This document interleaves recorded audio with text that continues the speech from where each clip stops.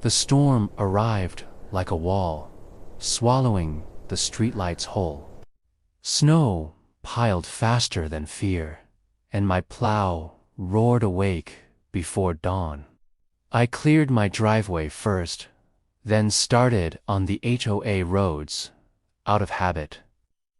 Halfway down Maple Court, blue lights flashed through the white haze. The HOA manager stood there, coat spotless, smile frozen harder than ice. She said, "My plow violated community equipment rules during emergencies." Before I could laugh, a tow truck dragged my plow away.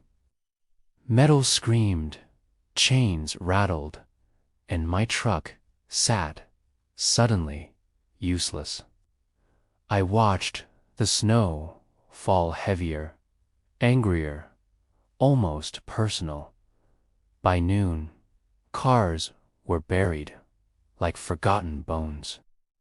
Neighbors called, begging, cursing, pleading for help I couldn't give. The HOA sent an email blaming unforeseen delays. I sat inside, coffee cooling, reading the bylaws they loved so much. There it was, buried deep, emergency service compensation clauses, hourly rates, overtime multipliers, storm duration penalties. I started a log the moment my plow was towed. Hour 1, streets impassable. Hour 3, ambulances rerouted. Hour 6, the HOA office closed early.